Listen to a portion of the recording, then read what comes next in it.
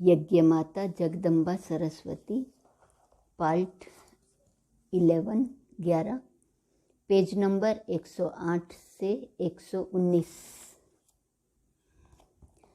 मम्मा बहुत निर्माण थी। मधुबन से ब्रह्मा कुमार दादा चंद्रहास जी, जो मम्मा बाबा के अति नज़दीक रहे हैं और यज्ञ के आदि रत्नों में एक हैं, अपने अनुभव सुनाते हुए कहते हैं कि एक बार मैंने मम्मा से पूछा, मम्मा आप मम्मा कैसे बन गई? मम्मा ने जवाब दिया, मैं मम्मा नहीं बनी हूँ, आप लोगों ने मुझे मम्मा बनाया। मैंने पूछा कैसे? मम्मा ने उत्तर दिया, बाबा ने यज्ञ की जिम्मेवारी दी और बच्चों ने भी मान ली, तो मुझे सबको अपने बच्चे समझकर चलना पड़ा। मम्मा से हमारा लौकिक रिश्ता था, हम दूर के संबंधी थे। छोटेपन से ही हम मम्मा को देखते थे। लौकिक रिश्ते के कारण हमारा उनके घर में आना जाना होता रहता था। मम्मा की स्टूडेंट लाइफ भी हमने देखी है। जब मम्मा बाबा के सामने आई तो हमें आश्चर्य हुआ कि ये वही राधे हैं जिनको हम स्टूडेंट लाइफ में देखते थे। मम्मा की बुद्धि इतनी तेज थी कि बाबा के महावाक्य कानों में पड़ते ही जीवन में धारण कर लेती थी। मम्मा ज्ञान में आते ही ऐसे परिवर्तित हो गई कि हम देखकर बहुत आश्चर्यचकित रह गए। स्टूडेंट लाइफ में जो इतना मॉडर्न और फैशनेबल हो, वो इतनी तीव्र गति से बाबा के ज्ञान को धारण करे, हमें बहुत वंडर लगता था। बाबा ने भी मम्मा को इतनी जल्दी पहचान लिया। एक दिन मुरली सुनाते सुनाते बाबा ने मम्मा से पूछा, बच्ची बताओ, मैं तुम्हारे ऊपर बलिहार हुआ हूँ या तुम मेरे ऊपर बलिहार हुई हो? मम्मा चुप रही और मुस्कुराती रही। फिर बाबा ने ही उत्तर दिया, पहले बाबा मम्मा के ऊपर बलिहार हुआ, पीछे मम्मा बाबा के ऊपर। कैसे? मम्मा के आते ही बाबा ने एक कमेटी बनाकर अपनी सारी प्रॉपर्टी उनको विल कर दी। समझा मम्मा कैसे तुम्हारे ऊपर बलिहार हुआ? यह सुन मम्मा हंस पड़ी। मम्मा के आते ही बाबा उनको पहचान कर एक के बाद एक जिम्मेवारियां देते गए और मम्मा भी उन सबको स्वीकार करते करते यज्ञ माता बन गई।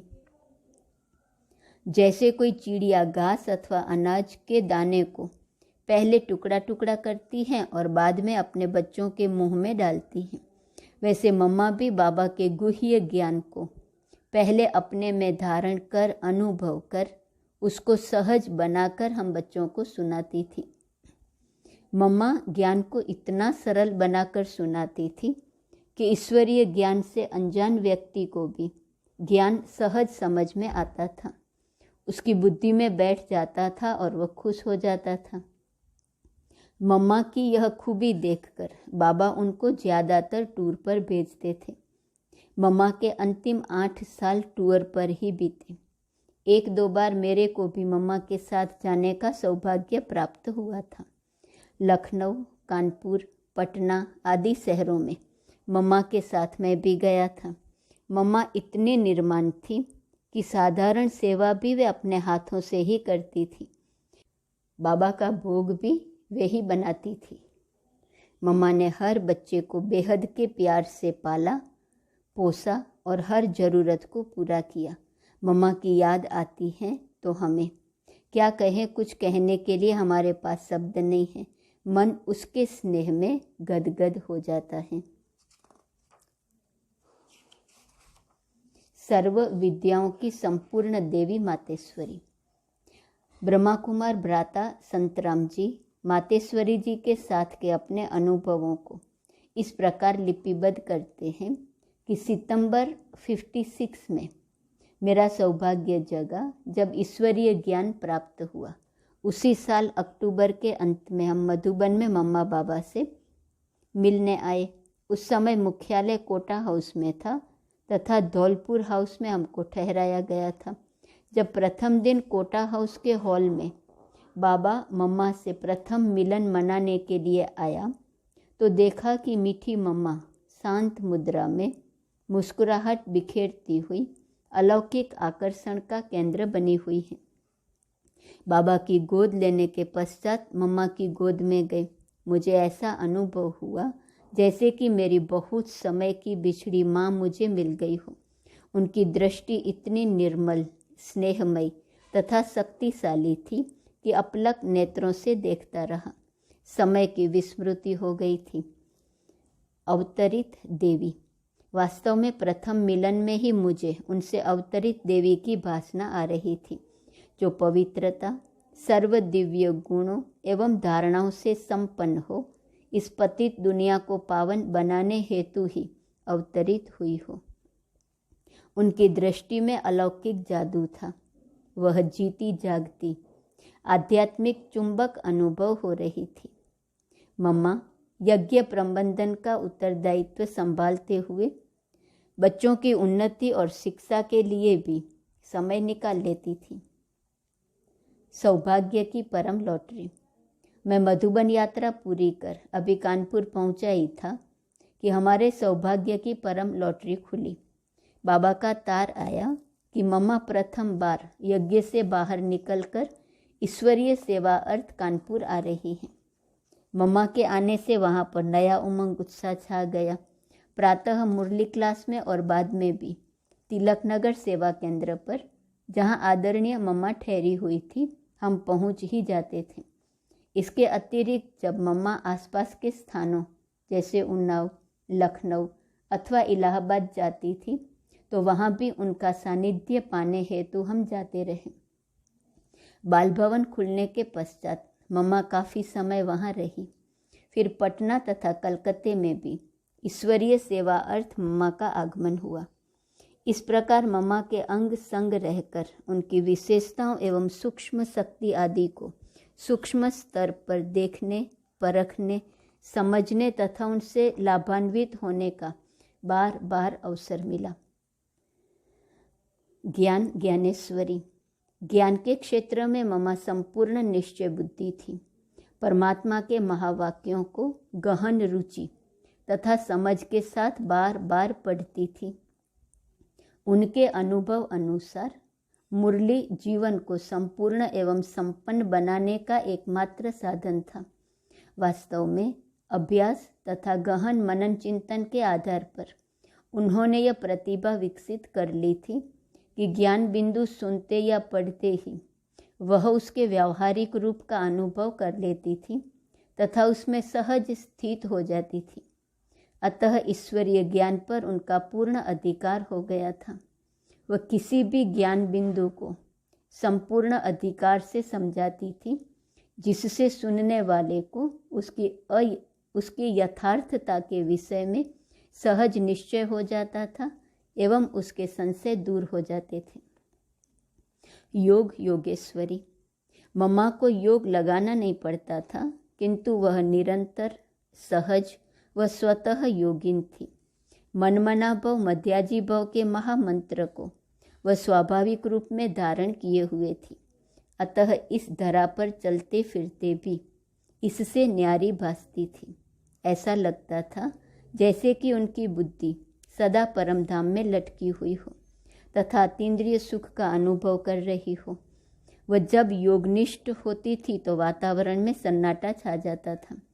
उन व्यक्तियों को शांति एवं शक्ति के शक्तिशाली प्रकंपन अनुभव होते थे। उनमें योगियों के समस्त लक्षण विद्यमान थे, जिस कारण उनका व्यक्तित्व बहुत प्रभावशाली था। दिव्य गुणों की जननी। दिव्य गुणों की धारणा के क्षेत्र में मातेश्वरी जी निश्चित ही अद्वितीय एवं सर्वगुण संपन्न थी, अथवा यूं कहें कि वह दिव्य गुणों की जननी थी। अंतर्मुखता, गुण ग्राहकता, गंभीरता, धैर्यता, मधुरता, हर्षित मुखता, प्रसन्नता, साक्षी दृष्टि, पवित्रता, शालीनता, अचल अडोल व एक रस स्थिति, ड्रामा पर संपूर्ण निश्चय आदि सर्व गुणों की साक्षात चैतन्य मूर्ति थी। जिस ब्रह्मा वत्स ने भी उनका सानिध्य प्राप्त किया, उनकी दिव्यता से प्रभावित हुए बिना रह नहीं सका। इन दिव्य गुणों की कठिन परीक्षा एक बार तब हुई जब कोटा हाउस एवं धौलपुर हाउस के बंगलों को राजस्थान सरकार ने खाली कराने का निर्णय लिया। सरकार के अनेक पुलिस कर्मचारी व अधिकारी इन बंगलों को खाली कराने के लिए मुख्यालय में आए। उस समय यज्ञ में अनेक बूढ़ी माताएं एवं कुछ युवा समर्पित भाई बहनें रहते थे। यज्ञ का समस्त सामान उन बंगलों में भरा हुआ था, जो कई ट्रक लोड हो सकता था। कोई उचित अन्य स्थान उस समय उपलब्ध नहीं था जहां पर मुख्यालय को स्थानांतरित किया जा सके। उस समय यज्ञ आर्थिक संकट से भी गुजर रहा था। यज्ञ पिता ब्रह्मा बाबा मधुबन के बाहर सेवा पर गए हुए थे। आप कल्पना करें कि ऐसी विकट परिस्थिति में किसी भी व्यक्ति की मनोस्थिति क्या होगी, कितनी हलचल व चिंता भरी सोच चलेंगी। मम्मा ऐसी विषम परीक्षा के समय पर विशेष योग का प्रयोग किया करती थी तथा स्वयं कठिन से कठिन परिस्थिति को भी अपनी परिपक्व, अचल, अडोल व एकरस स्थिति द्वारा पार कर लेती थी। उस समय भी विशेष योग का कार्यक्रम रखा गया तथा स्वयं मम्मा ने, जो शक्ति सेना की सेनानी थी, अपनी गहन शांति की शक्ति द्वारा उस स्थान को रूहानियत का मजबूत किला बना दिया। उन्हें अचल, अडोल, एकरस स्थिति में देखकर अन्य यज्ञवत्स भी निरसंकल्प स्थिति में रहे एवं साक्षी दृष्टा बनकर परिस्थिति का सामना किया। उस समय भ्राता जगदीश चंद्र जी ने अदम्य साहस व शक्ति का परिचय देते हुए भारत के प्रथम राष्ट्रपति डॉक्टर बाबू राजेंद्र प्रसाद जी द्वारा मकानों को खाली कराने के लिए 3 मास का और अवसर ले लिया। उन्होंने दिल्ली से जयपुर आकर गृह सचिव से मिलकर उन्हें वस्तुस्थिति से अवगत कराया एवं उनके द्वारा आबू स्थित एसडीएम को शीघ्रगामी स्थगित आदेश भिजवा दिया। इस परीक्षा की घड़ी में मातेश्वरी जी के अनेकानेक गुणों की परीक्षा तथा प्रत्यक्षीकरण भी हो गया। विजय हमारा जन्मसिद्ध अधिकार है, इसकी सत्यता का भी सबको प्रत्यक्ष अनुभव हुआ। अविचल निष्ठा और इच्छा मात्रम अविद्या। सत्य तो यह है कि मम्मा ने ब्रह्मा बाबा के तन में अवतरित परमात्मा शिव के अति गुह्य व गोपनीय राज को अत्यंत गहराई से परख कर शीघ्र ही अपनी कुशाग्र एवं पवित्र बुद्धि का परिचय दे दिया था।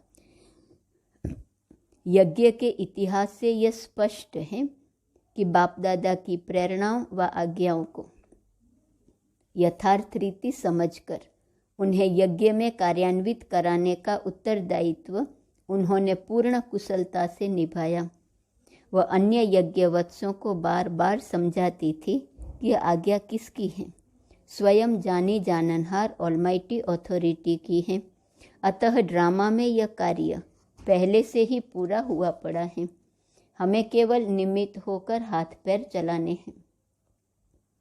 एक बाप दूसरा न कोई। उनके जीवन के अनेकानेक प्रसंगों का अध्ययन करने पर निर्विवाद सिद्ध हो जाता है कि मम्मा ने मेरा तो एक शिव बाबा दूसरा न कोई महामंत्र के अति गुह्यतम राज को पूर्ण रीति से परख कर इसकी सत्यता का अनुभव कर लिया था। इस प्रकार देह तथा देह के संबंधों एवं दैहिक जगत से उनकी संपूर्ण वैराग्वृत्ति हो गई थी। वह देह में रहते भी सर्वथा देह से न्यारी आत्मा अनुभव करती हुई फरिश्ता बनकर कार्य व्यवहार करती थी। वह स्वयं इच्छा मात्रम अविद्या की स्थिति का अनुभव करते हुए अन्य वत्सों को भी इस धारणा को दृढ़ बनाने का महत्व बताती रहती थी। सदा हर कर्म में मीठे बाबा को करावनहार अनुभव करते हुए कर्मेंद्रियों से कर्म कराती थी एवं इसी रूहानी मस्ती में सदा उड़ती रहती थी। उनका प्रत्येक संकल्प, बोल और कर्म बेहद की सेवा की वृत्ति, स्मृति, भावना तथा कामना से संचालित होता था। उनके हर श्वास व संकल्प में बाबा ही समाया हुआ था। पीड़ा हरने वाली माँ काली।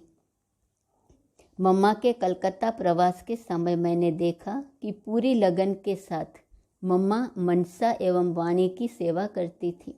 उस समय वहाँ एक बड़ा अनाज का थोक मारवाड़ी व्यापारी आया, जो सट्टे में बड़े घाटे के कारण जीवन से हारकर जीवघात करने के विषय में सोच रहा था।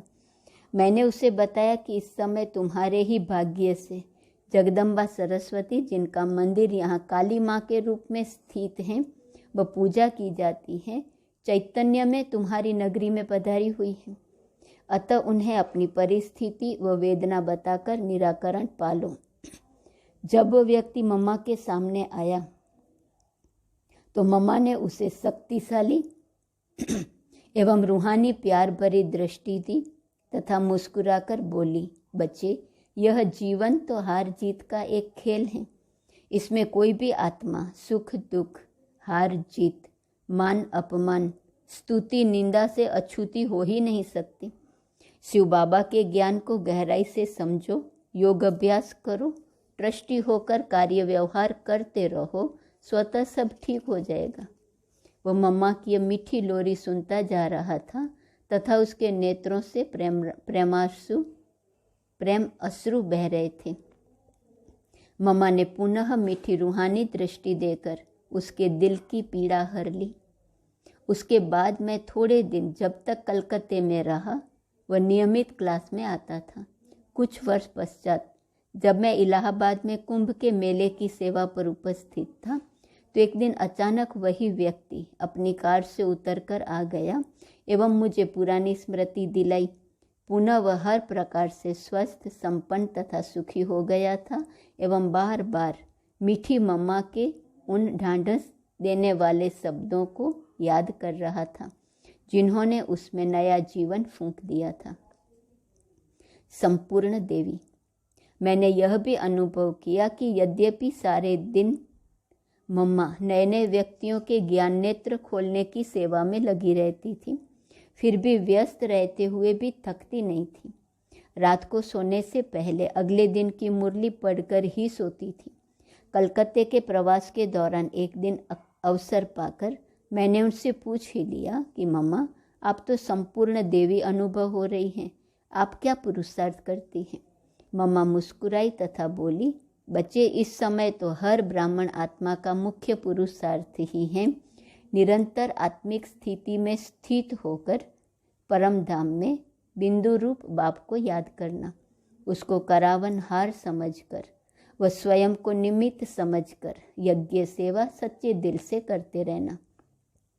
मम्मा भी इसी पुरुषार्थ में व्यस्त रहती हैं। सचमुच आज से इतने वर्ष पहले ही मातेश्वरी जी ने चारों विषयों के सार को गहराई तक अनुभव कर लिया था।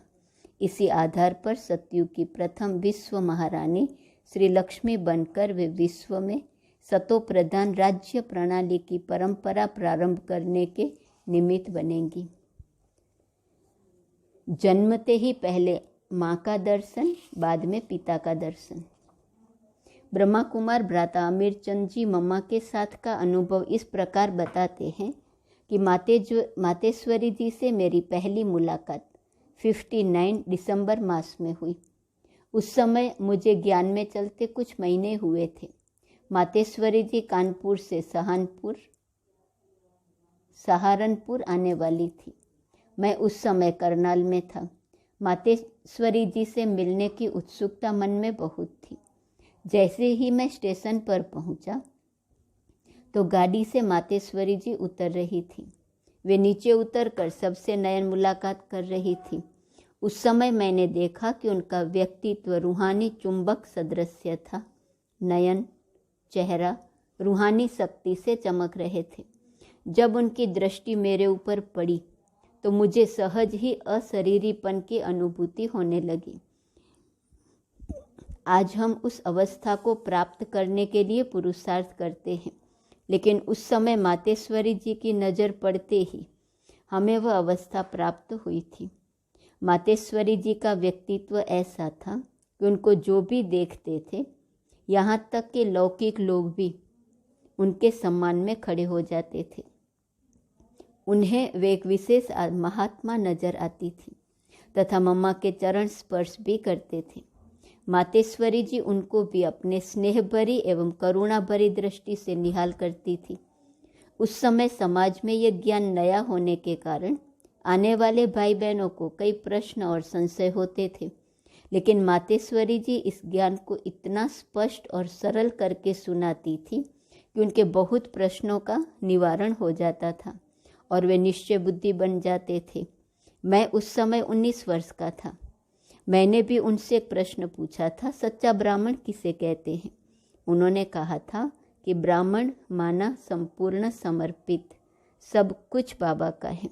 लौकिक सेवा या व्यवहार केवल निमित्त मात्र हैं और बाबा की सेवा के लिए हैं, मेरा कुछ नहीं। उनके ये वचन मेरे लिए वरदान बन गए। कुछ समय के बाद ही मैं सेवा केंद्र पर रहने लगा। मैं इन वचनों को जीवन भर साथ लेकर चल रहा हूँ। शालीनता की संपूर्ण मूर्ति।